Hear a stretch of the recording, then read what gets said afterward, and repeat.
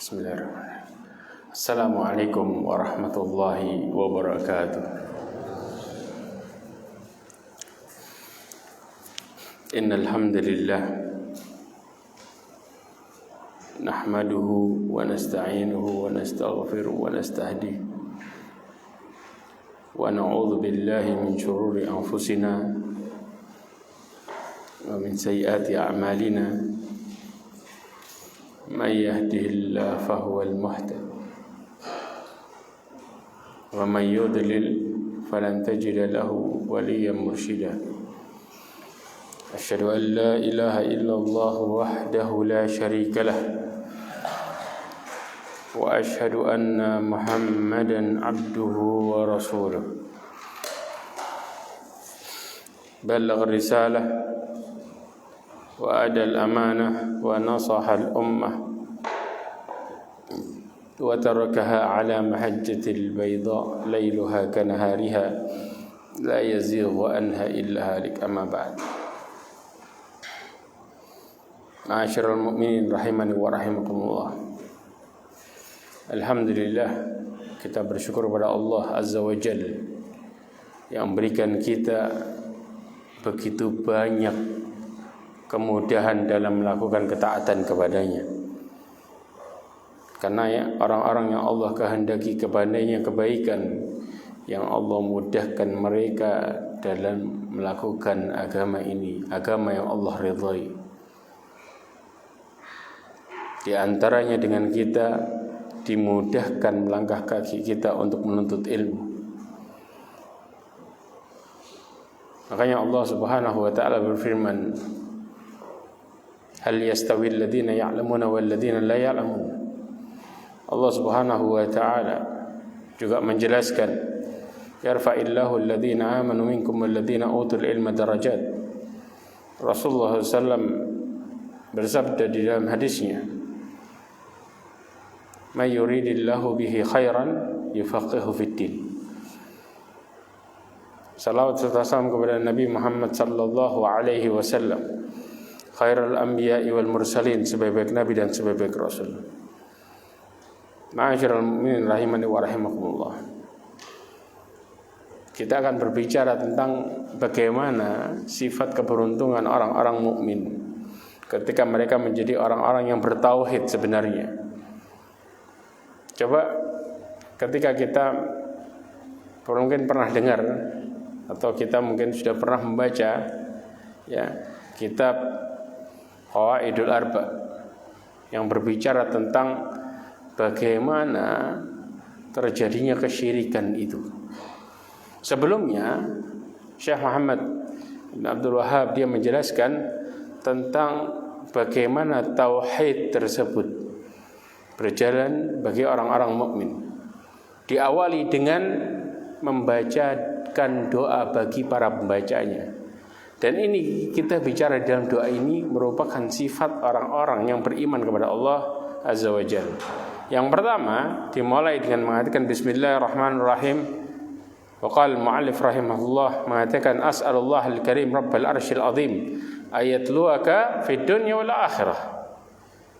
Syekh Muhammad bin Abdul Wahhab mendoakan dengan mengatakan, aku meminta kepada Allah yang maha mulia, Rabbal Arsyil Azim, pemilik arsy yang agung, ayatluaka, untuk menolongmu di dunia wal akhirah, di dunia dan di akhirat. Ma'asyiral mu'minin rahimani wa rahimakumullah.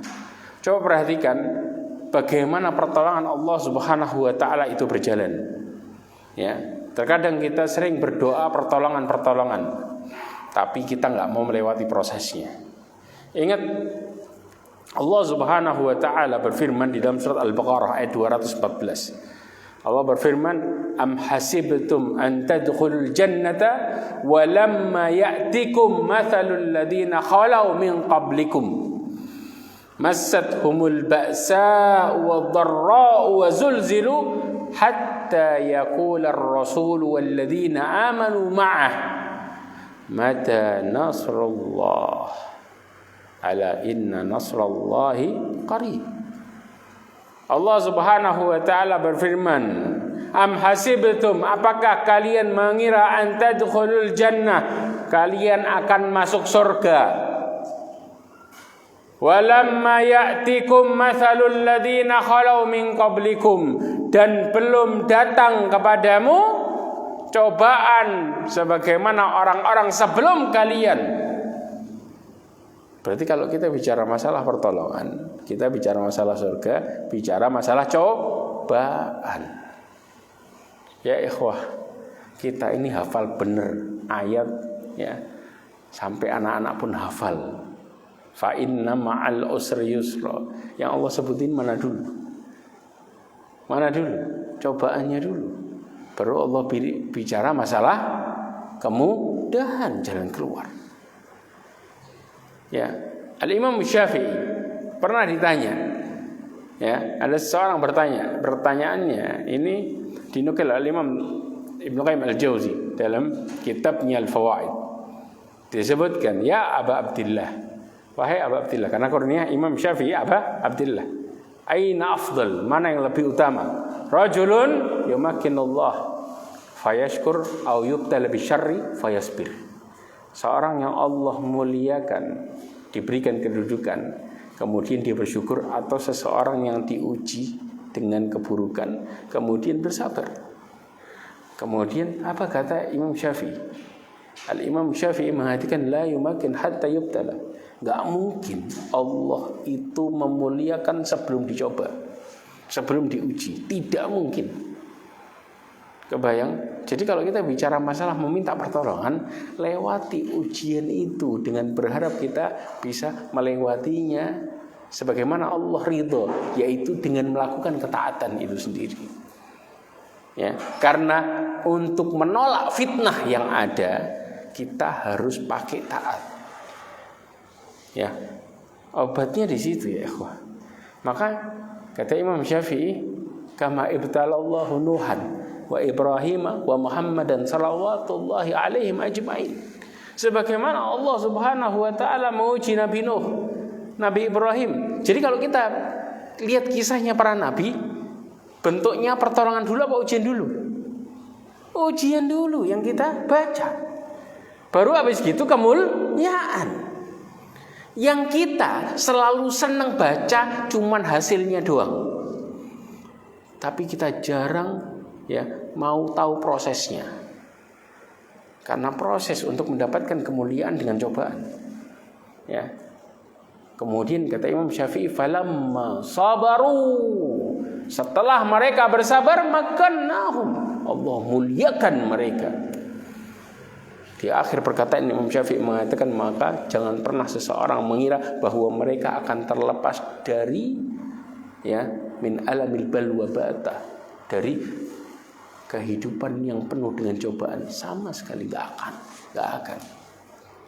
Makanya Allah mengatakan di sini, massathumul ba'sa wa dharra wa zulzilu. Mereka ditimpa apa?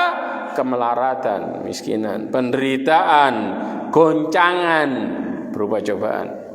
Hatta yaqular rasul walladzina amanu ma'ahu mata nasrullah. Sampai para rasul dan orang-orang yang beriman bersamanya, mereka mengatakan kapan pertolongan Allah datang. Maka Allah menjawab, ala inna nasrallahi qarib. Maka pertolongan Allah itu dekat. Ya ikhwah, cobaan yang semakin kuat akan datang bersamanya jalan keluar. Jadi kalau kita di ujung cobaan kemudian putus asa tambah menjauh, maka ini disebut dengan orang-orang yang rugi dunia akhirat. Ya. Sebagaimana Allah Subhanahu wa taala mengatakan dalam surat Al-Hajj ayat 11. Ya. Ada orang-orang yang mereka beribadah kepada Allah di tepi. Ya. Ketika mereka ditimpa sesuatu yang membahagiakan, itma'an nabi, mereka tenang, senang. Tapi apa? Ketika mereka dicoba sama Allah dengan ujian yang membuat mereka susah, yang qalaba ala wajhihi khasirat dunya wal akhirah. Kata Allah, mereka putar balik. Kebayang? Mau bicara pertolongan, begitu diuji putar balik. Kebayang enggak? Maka kemudian mereka rugi dunia akhirat. Al-Imam Ibnu Qayyim bahkan sampai mengatakan, Ya, kata Imam Ibnu Qayyim, seseorang itu gak akan pernah merasakan kebahagiaan kalau mereka belum merasakan kepahitan, susah. Kita ini ngerasain sesuatu itu menyenangkan, habis kena susah. Maka itu yang disebut dengan pertolongan. Nah, pertolongan inilah yang membuat kita kemudian semakin bersyukur kepada Allah Azza wa Jalla, sehingga kita semakin mendekatkan diri kepadanya, bukan menjauhkan diri. Karena di sini kita merasakan ketika melewati cobaan, Allah berikan setelahnya kemudahan, bahkan 2 kali lipat ya Allah. Sebagaimana dikatakan di dalam tafsir Imam Ibnu Katsir.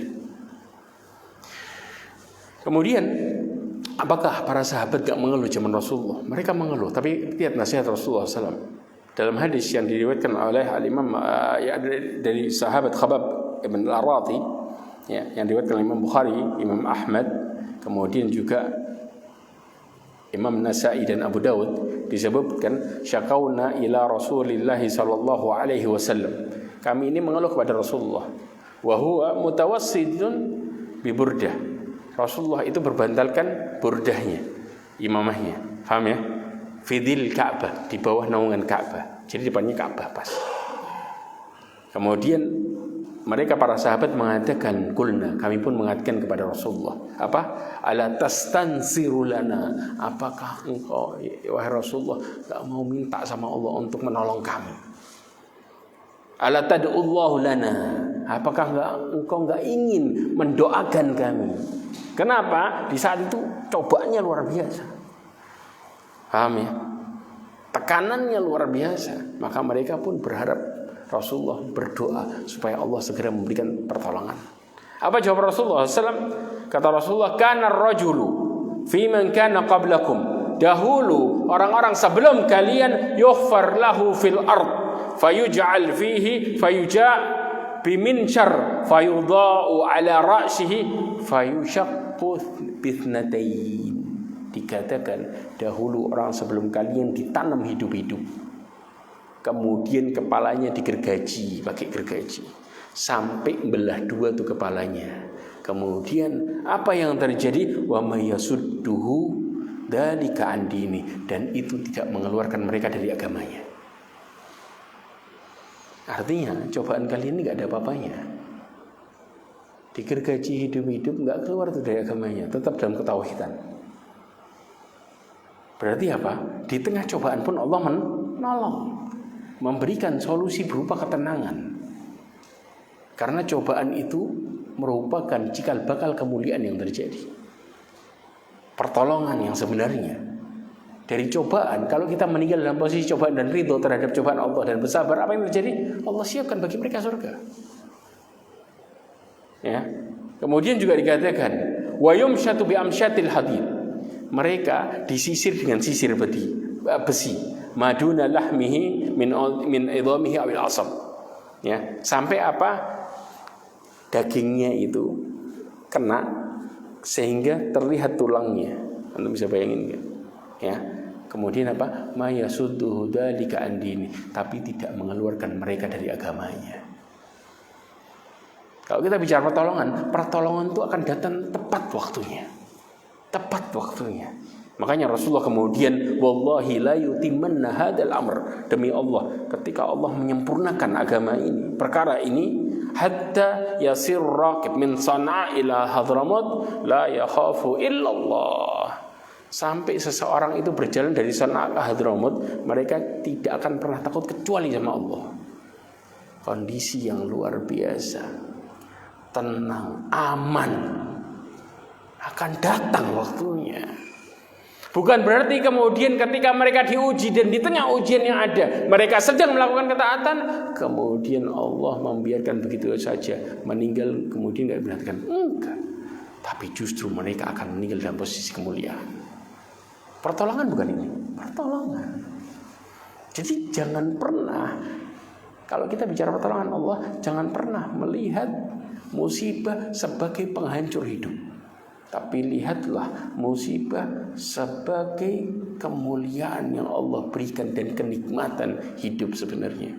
Karena berapa banyak orang mendapatkan hidayah di tengah musibah yang mereka tidak mendapatkan solusi di sekitarnya. Mereka hanya tahu solusi datang dari Allah. Maka di saat itu hijrah terjadi. Subhanallah. Paham di sini? Ini yang terjadi. Makanya kita mengenal agama ini dengan baik. Kita mulai sadar tentang pentingnya tauhid, kembali kepada Quran dan Sunnah setelah kita dapat cobaan.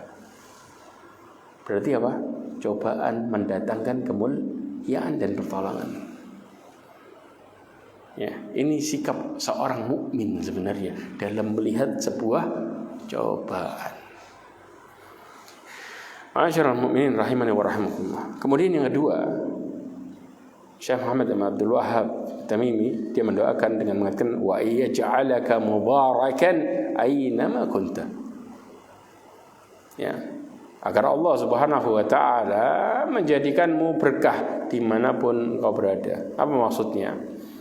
Pernah Rasulullah SAW mengatakan dalam hadisnya diriwayatkan oleh Abdullah ibn Umar radhiyallahu anhuma, baina nahnu inda Nabi sallallahu alaihi wasallam julusun idza utiya bi jumarin nakhlah. Ya, kami diberikan buntutnya pohon korma.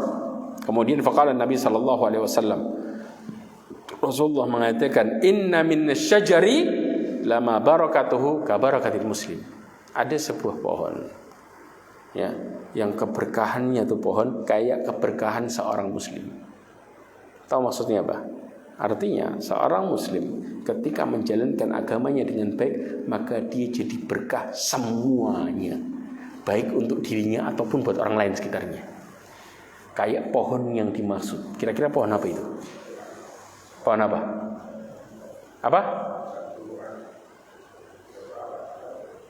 Pohon apa yang di Arab yang berkah yang disebut? Hah? Korma, sah. Korma. Ya, maka kemudian fadhanantu, kata Abdullah bin Umar mengatakan, aku mengira annahu ya'ni nakhlah. Itu sepertinya adalah pohon korma. Fa'aradtu an aqul, aku mau mengatakan, menjawab maksudnya. Hiya nakhlah ya Rasulullah. Itu adalah pohon korma. Thumma iltafattu fa idza ana ashirah. Ternyata saya orang yang ke-10 dan yang paling kecil lagi. Ya, yang lainnya sudah mulai jawab. Kemudian fasakattu, maka aku pun diam. Ya, setelah itu Rasulullah mengatakan hiyan nakhlah, itu adalah pohon kurma. Maka ketika kita menjalankan agama ini dengan baik, manfaat apa yang kita lakukan kepada Allah tidak berhenti di kita. Keluarga kita dapat berkahnya, sekitar kita dapat berkahnya. Coba Allah Subhanahu wa taala berfirman, bukti ini di dalam surat Al-A'raf 96. Apa kata Allah? Walau anna ahlal qura amanu wattaqau. Seandainya penduduk sebuah negeri beriman dan bertakwa, apa yang terjadi? La fatahna alaihim, kami akan bukakan bagi mereka barakat, keberkahan yang sangat banyak, minas sama'i wal ardh. Mendatangkan keberkahan enggak? Ketika mereka beriman dan bertakwa, yang dengannya kita diperintahkan, gara-gara kita diciptakan untuk tujuan itu, ya, maka kami bukakan keberkahan dari langit dan dari bumi. Walakin kadzabu, akan tapi apa? Mereka mendustakannya. Fa akhadnahum bima kanu yaksibun, maka kami hukum mereka terhadap apa yang mereka lakukan. Lihat di sini. Maka orang muslim, makanya Rasulullah mengatakan min husnil islamir mar'i tarhuquhu ma la ya'ni.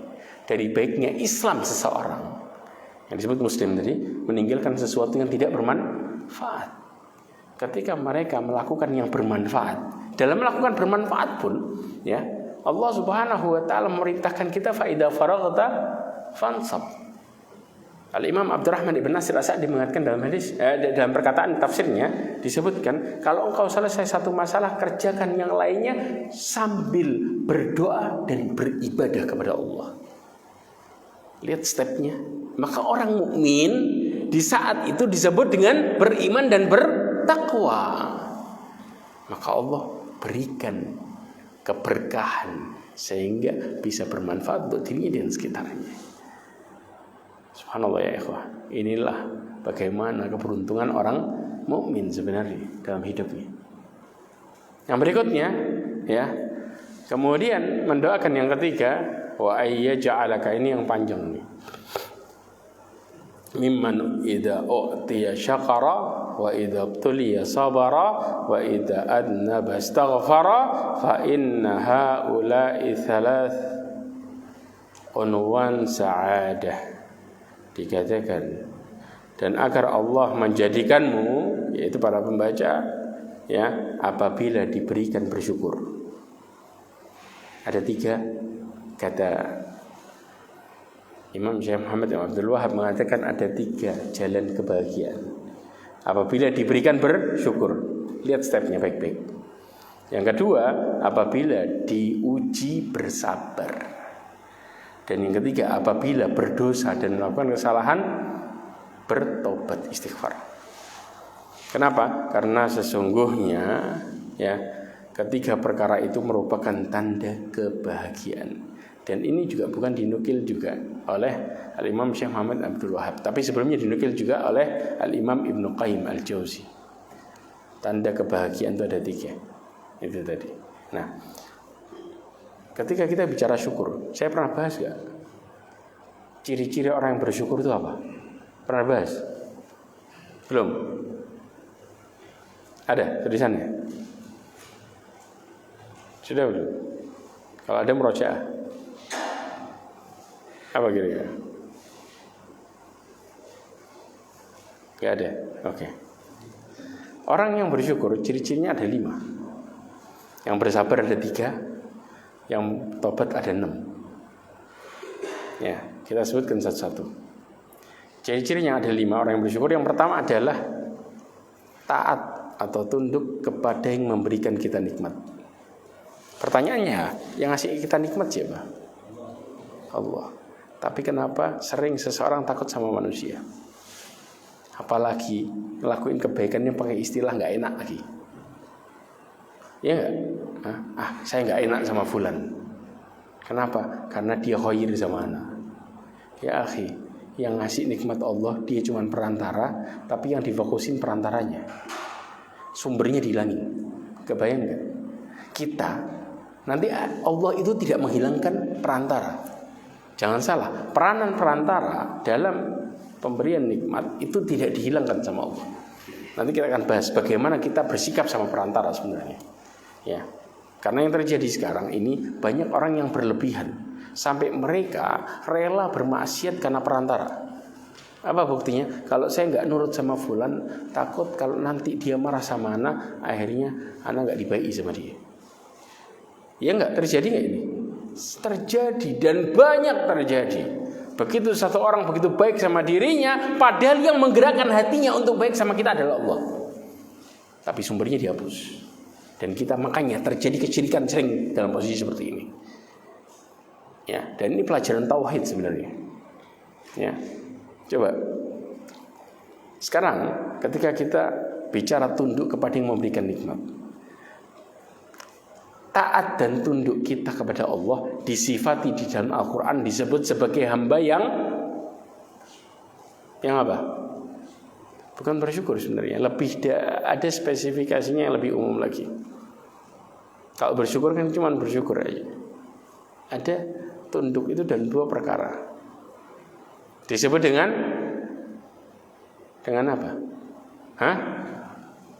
Apa? Ya, bukan di dalam Al-Quran disebut bukan itu. Yaitu dengan hamba yang bertakwa. Faham? Bertakwa.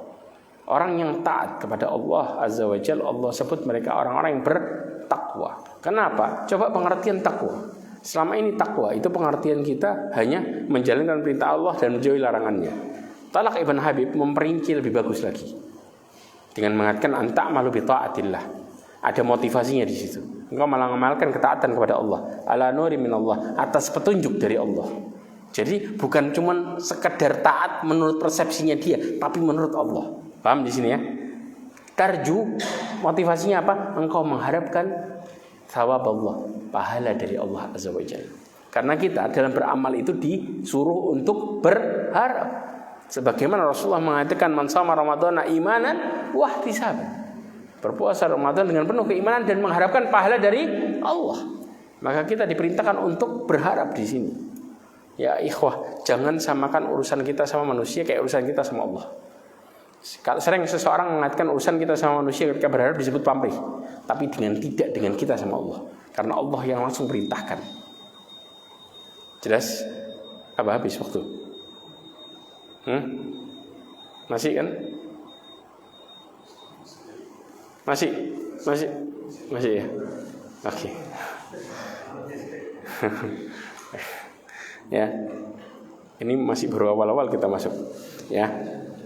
Makanya Allah Subhanahu wa taala juga, dan takwa itu juga disebut dengan apa? Wa antatruka maksiat Allah. Engkau meninggalkan kemaksiatan kepada Allah. Jadi dua sisi. Ya. Disebut taat juga, takwa, ya. Ala nuri minallah, atas petunjuk dari Allah. Takhafu iqab Allah. Engkau takut hukuman dari Allah, adab. Ya. Nah, orang-orang yang bertakwa Allah Subhanahu wa taala sebutkan dalam surat At-Talaq, begitu banyak Allah berikan kepada mereka perkara yang spesial. Di antaranya wa may yattaqillaha yaj'al lahu makhraja. Allah Subhanahu wa taala juga mengatakan lagi wa may yattaqillaha yukaffir anhu sayyi'atihi wa yu'dhim lahu ajra. Wa may yattaqillaha yaj'al lahu min amrihi yusra. Ya. Kemudian Allah Subhanahu wa taala juga mengatakan surat An-Nisa ayat 69. Apa kata Allah? Wa may yuti'illaha war rasula fa ulaika ma'al ladzina an'ama Allahu 'alaihim minan nabiyyin was-siddiqin wasyuhada was-salihin wa hasuna ulaika rafiqa.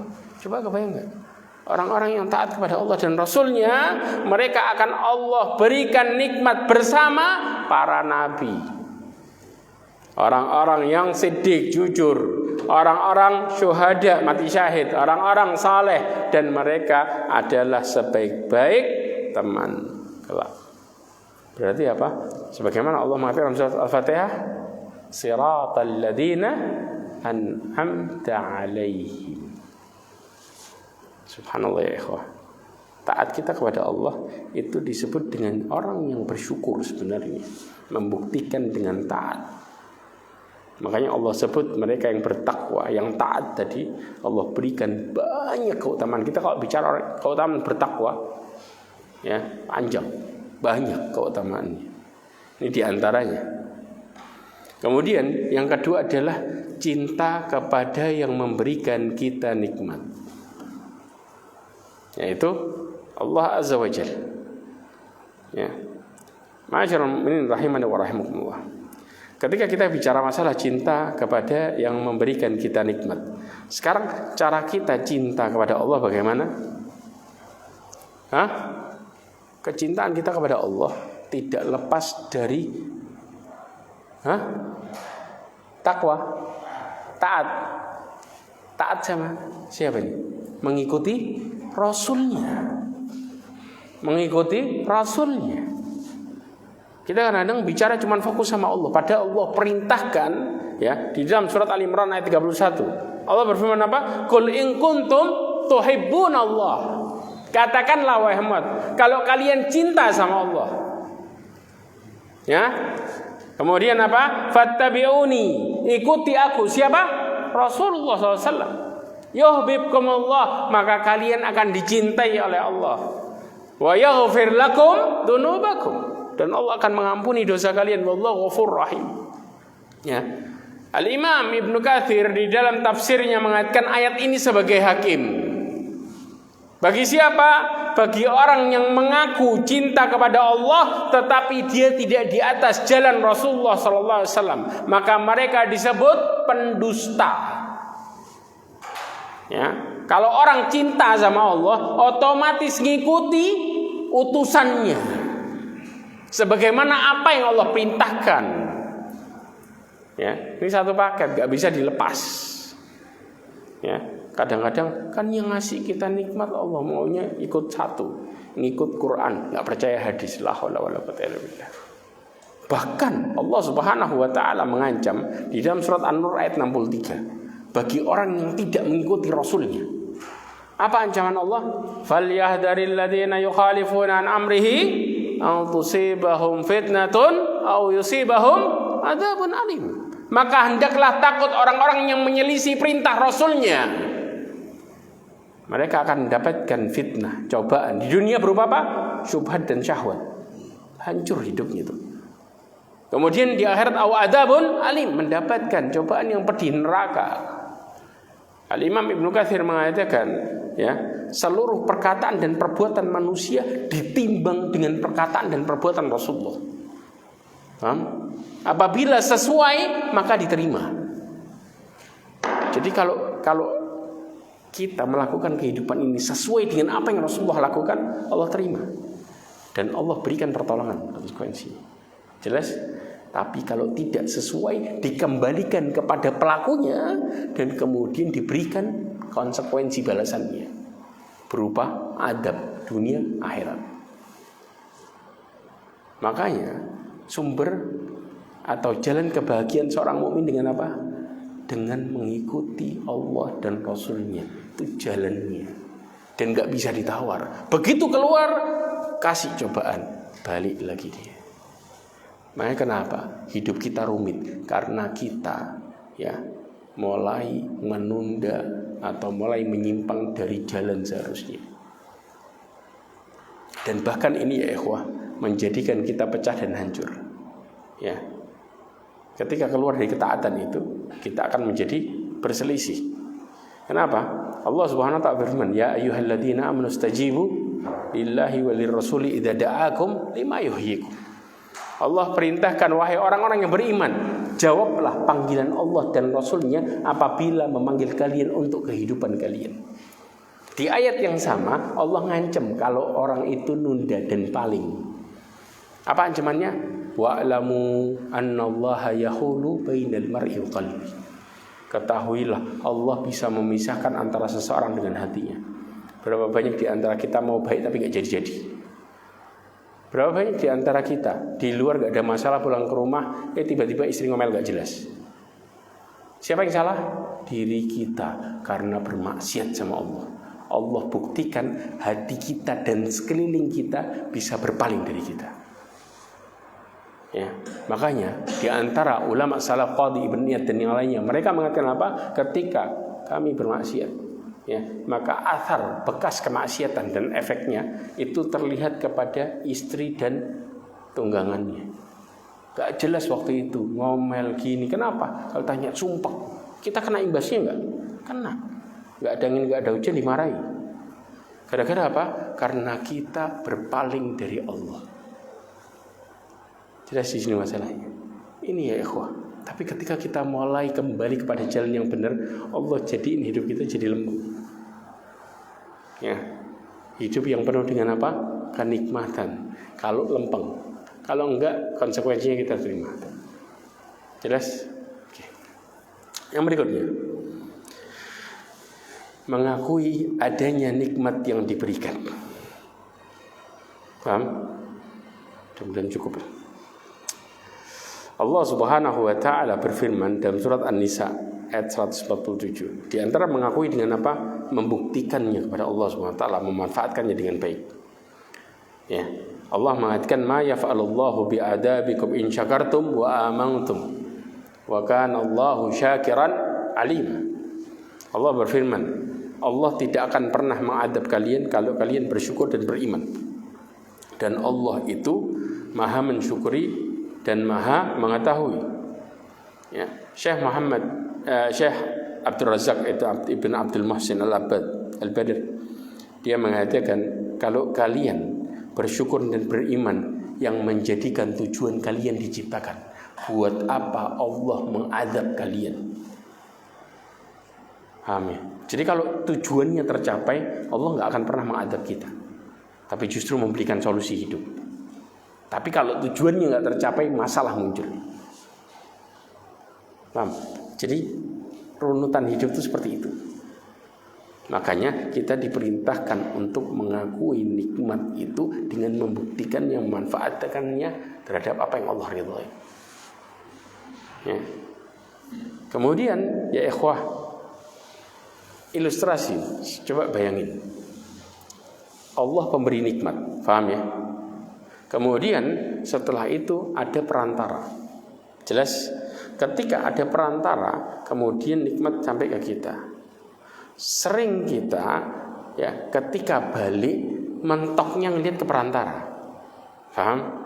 Pas sampai ke Allahnya dihapus. Akhirnya mulai takut sama perantara, melakukan sesuatu karena perantara. Terus ini yang terjadi. Kesyirikan terjadi. Maka apa yang kita lakukan tidak membawa solusi hidup, malah tambah bencana. Ya, kita sudah baik sama orang, orangnya buruk sama kita. Karena yang memberikan kita bukan perantara, tapi Allah. Mereka hanya jadi perantara aja. Maka Allah meminta kita untuk langsung kepada Allah. Nah, caranya untuk langsung kepada Allah, caranya bagaimana? Untuk kita nggak mudah kufur. Kita kadang-kadang suka sama orang bisa kayak gitu. Dengan cara apa kira-kira? Kita sama orang bisa respect gara-gara apa? Gara-gara kita ingat kebaikan dia, betul? Allah perintahkan itu sudah lama. Apa Allah perintahkan? Sebelum bicara masalah syukur, surat Al-Baqarah 152. Allah mengatakan fadhkuruni adzkurkum washkuruli wala takfurun. Allah perintahkan kita untuk mengingat Allah. Amalan-amalan saleh yang kita lakukan ini dalam bentuk kita mengingat Allah. Ketika seseorang semakin mengingat Allah, semakin muncul rasa takut, semakin tambah cinta dan harapan. Maka akhirnya mereka akan mudah kembali langsung kepada Allah. Tapi kalau kita bicara masalah syukur, tapi dzikirnya nggak ada, mengingatnya nggak ada, nggak akan pernah terjadi dengan baik. Makanya Allah mengatakan apa?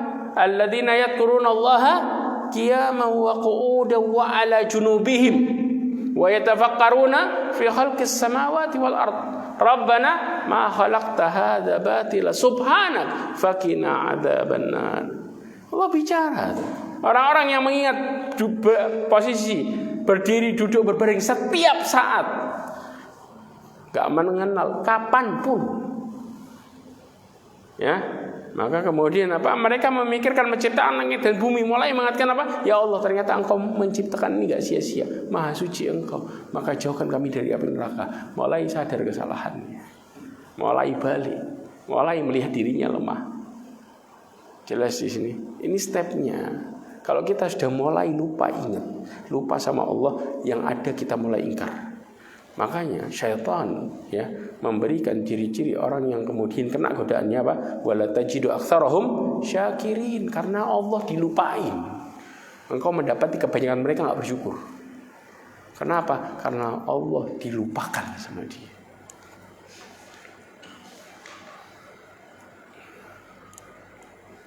Makanya Allah mengatakan wala takunu kalladzina nasullah fa ansahum anfusahum.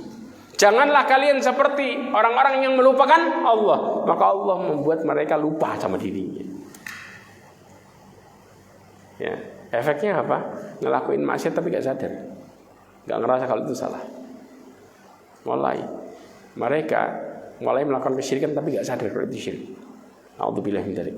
Ini perkara yang sangat mengerikan ya ikhwah. Kemudian Allah Subhanahu wa taala mengatakan ya, dalam kita mengingat nikmat Allah disebutkan dalam surat Ad-Duha. Allah mengatakan apa? Wa amma bi ni'mati rabbika fahaddits.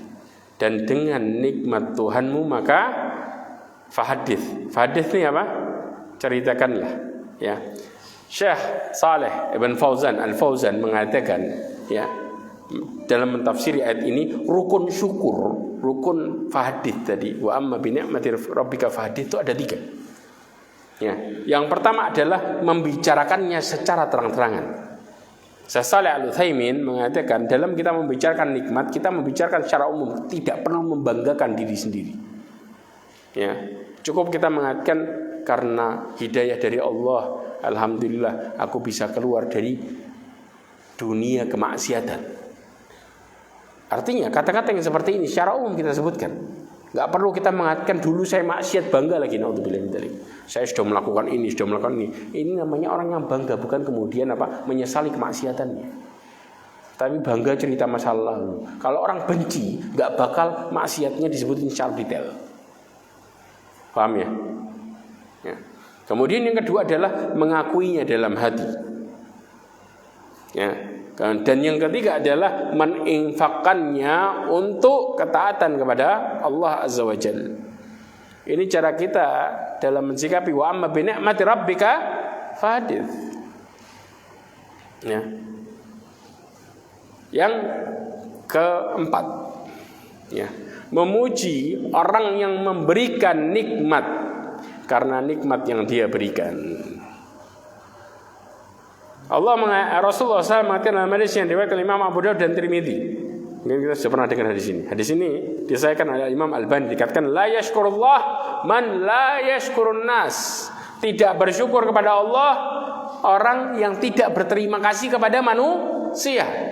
Berterima kasih kepada manusia disebutkan di dalam hadis Rasulullah ada dua bentuk. Paham?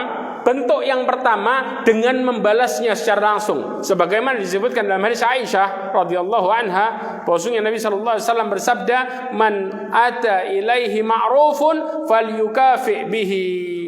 Barang siapa yang seseorang berbuat baik kepadanya, maka hendaklah dia membalasnya. Membalas sesuai kemampuan. Ya. Wa man lam yastati falyadhkurhu faman dzakarahu faqad syakarah. Barang siapa yang enggak bisa cukup memujinya. Barang siapa yang mengingatnya, memujinya, maka dia disebut dengan bersyukur. Hadis ini diriwayatkan oleh Al-Imam Ahmad dan dihasankan oleh Imam Albani dalam kitabnya Targhib wa Tarhib. Kalau kita tidak bisa membalas, maka kita memujinya. Kata-kata memuji seorang yang berbuat baik itu bagaimana? Gimana caranya? Hah? Jazakallah khairan. Jazakallah khairan. Yang sering kita ucapkan. Dan itu betul.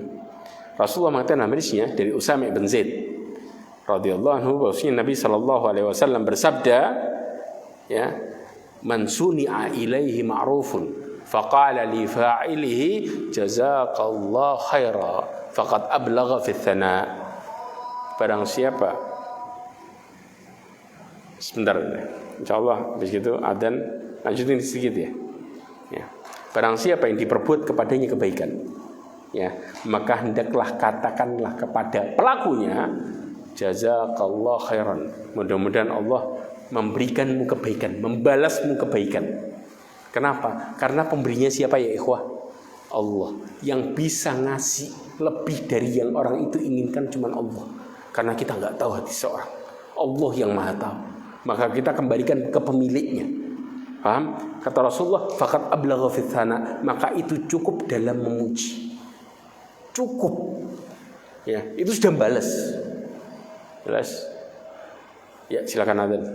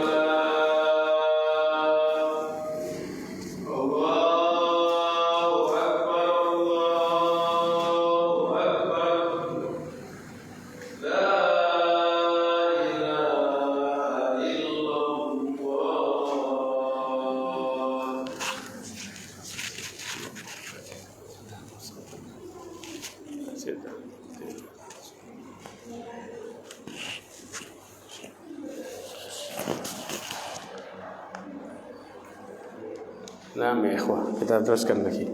Sampai jam berapa ini? 12 menit, oke. Khair insyaallah. Ya. Dari sini coba perhatikan baik-baik. Terkadang kita ini dalam berusaha membalas seseorang dengan perkataan itu gak lego. Gara-gara apa? Berpikirnya orang yang berbuat baik sama kita ini banyak. Dia baiknya terus. Paham ya? Nah, di sini ya Syekh Muhammad ya, Al-Imam Muhammad Samsul Haq Abadi, ya kita tahu ini ulama terdahulu, dia mengatakan fadalla hadal hadis. Perkataan ini disebutkan dalam kitab Aunul Ma'bud. Ya, hadis ini menunjukkan ala anna man qala li ahadin jazakallahu khairan faqad adda al-iwad wa in kana haqqahu katsir. Ya, barang siapa yang mengatakan kepada seseorang jazakallahu khairan, dia telah menunaikan penggantinya walaupun haknya dia banyak. Artinya orang itu berbuat baik banyak sama kita. Ya, ketika kita mengatakan jazakallahu khairan marratan wahidah, satu kali itu balas, selesai. Karena kita melakukan muamalah ini karena Allah bukan karena manusia. Karena Allah orientasinya jelas. Kalau kita berdoa sama Allah, mendoakan dia, Allah yang langsung balas. Dan gak perlu berlebihan, karena dia perantara, sumbernya dari Allah. Nah, kita gak boleh, ya. Kita sudah sadar siapa yang memberikan rezeki Allah, ya. Siapa yang menentukan nasib kita Allah. Tapi kadang-kadang kita masih ngaku-ngaku itu mutlak punya kita, yang kita usahakan. Padahal sumbernya dari Allah. Makanya sering seseorang sakit hati gara-gara apa? Berbuat baik, berharap orang yang dibaikin berbuat baik balik. Akhirnya apa? Sakit hati karena nggak sesuai dengan ekspektasi atau pemikiran kita, harapan kita. Jelas ini penyakitnya. Maka sering kita berbuat kesyirikan gara-gara model kayak gini. Sama, kita mau balasnya sesuai pikiran kita sampai orang itu senang. Ya akhi, membalas itu karena Allah, bukan karena orangnya. Sedangkan Rasulullah SAW mengatakan hadisnya man iltamasa ridhan nas bi sakhatillah wa kallahu Allah ilan nas. Barang siapa yang dia mencari ridha manusia sampai Allah murka, Allah gantungkan nasibnya sama orang. Yang jadi apa? Ketakutannya apa kata orang? Yang komentar tidur tenang, yang dikomentari gak bisa tidur. Gara-gara berpikir dengan orientasi yang sama. Ini gak seharusnya, paham? Ya. Kemudian yang kelima adalah tidak menggunakan nikmat terhadap apa yang Allah murkai. Ya ikhwah, pertanyaan tentang apa yang Allah kasih ke kita, nikmat itu ada dua pertanyaan. Apa pertanyaannya? Di hari kiamat, min aina iktasaba wa fima anfaqa. Dari mana dan kemana? Paham? Sering seseorang fokus dari mana, tapi melupakan kemana. Tahu maksudnya? Kita kadang-kadang ketika kena masalah kita mengatakan, ya Allah, saya ini sudah nyari rezeki halal. Ya apa enggak? Tapi kenapa saya masih susah dan bermasalah? Padahal dia lupa kemananya enggak benar. Paham? Kemananya terhadap apa yang Allah murkai dan Allah enggak ridho sama dia. Karena kemananya dengan perkara yang haram. Pemberian itu dua, jangan ingat satu tok pertanyaannya, yang satu dilupakan. Makanya Allah Subhanahu wa taala mengatakan wa ita'adzana rabbukum la in syakartum la azidannakum wa la in kafartum. Orang yang kemananya ya memanfaatkan harta itu tidak sesuai dengan apa yang Allah inginkan, dan bahkan Allah murka terhadap sikapnya dalam memanfaatkan kenikmatan tersebut, maka Allah sebut itu sebagai ingkar. Kufur nikmat itu bukan sekedar nyarinya nggak benar, tapi memanfaatkannya nggak benar, itu juga disebut dengan kufur nikmat. Paham di sini? Wala in kafartum inna adzabi lasyadid. Ya, Allah sebutkan Di dalam surat Ibrahim ayat 7. Jelas sekarang? Yang sabar saya sebutkan cepat. Sabar rukunnya ada 3. Rukun yang pertama adalah ya, dengan tidak marah ya, atau menahan hati untuk tidak marah terhadap ketetapan Allah, takdir. Ya. Allah Subhanahu wa taala ya menjelaskan ini di dalam surat Al-Baqarah ayat 177. Allah mengatakan was-sabirina fil ba'sa'i wad-dharra'i wa hinal ba's ulaika alladziina shadaqu wa ulaika humul muttaqun. Ya. Kemudian yang kedua adalah menahan lisan untuk tidak mengeluh kepada manusia. Karena kalau kita ditanya nih, siapa yang ngasih cobaan? Salah siapa? Salah diri kita. Karena wa ma asabakum min musibatin fa bima kasabat aydikum. Ya. Kemudian siapa yang punya jalan keluarnya? Allah. Ya. Kemudian ketika kita ditanya yang ketiga, kenapa ngeluhnya sama orang? Yang ngasih cobaan Allah, yang ngasih jalan keluar Allah, tapi ngeluhnya sama orang. Nyambung enggak? Enggak bakal nyambung. Apalagi orang yang kita keluhin banyak masalah. Subhanallah. Akhirnya ya, begitu banyak masalah bisa mikir enggak orang itu? Enggak bisa mikir kan? Dicurhati, berakhir dengan asal ngomong. Ini orang suka curhat, dia hawas ngomong. Wajahmu tuh membawa kepada kesialan. Enggak mungkin ada jalan keluar bagimu. Karena dia sudah hawas nih. Saya penuh masalah kok curhatnya ke anak. Akhirnya enggak nyambung ya ikhwah. Paham di sini? Sering terjadi kelas gara-gara ini. Makanya kemudian ulama salaf mengatakan wa idza syakauta ila ibni adam inna matashkur rahmani ila ladina la yarham. Kalau engkau mengeluhkan masalahmu kepada anak Adam, sama saja engkau mengeluhkan tentang Allah. Karena yang berkehendak dan yang punya solusinya Allah. Kepada yang enggak punya rahmat. Berarti apa? Enggak nyambung. Dan yang ketiga adalah ya, tidak bersikap terhadap apa yang Allah murkai dalam menghadapi musibah. Dengan apa? Contoh, ngerobek baju, teriak-teriak, mukul dan lain sebagainya. Ini enggak boleh. Rasulullah SAW mengatakan dalam hadisnya, laisa minna man darabal khudud wa syaqal juyub wa da'a bid'awal jahiliyah. Bukan dari golongan kami orang-orang yang menampar pipinya, merompek bajunya dan berteriak dengan teriakan jahiliyah. Jelas? Ya. Kemudian step yang berikutnya dan bagaimana kita bertauhid kepada Allah, insyaallah kita bahas di pertemuan berikutnya. Wallahu taala a'lam bishawab. Ini yang bisa saya sampaikan. Mudah-mudahan dengan ini kita bisa semakin mendekatkan diri kepada Allah Azza wa Jalla, semakin menjadikan kita hamba-hamba yang bertakwa kepada Allah Azza wa Jalla. Dan mudah-mudahan Allah Subhanahu wa taala berikan kita sifat syukur dan sabar dan mudah bertobat, dan mudah-mudahan Allah jauhkan diri kita dari kesesatan dan murkanya, dan mudah-mudahan Allah Subhanahu wa taala menutup hidup kita semua dengan husnul khatimah. Subhanakallahumma wa bihamdika asyhadu an la ilaha illa anta astaghfiruka wa atubu ilaik wa akhiru da'wana alhamdulillah wassalamu alaikum warahmatullahi wabarakatuh.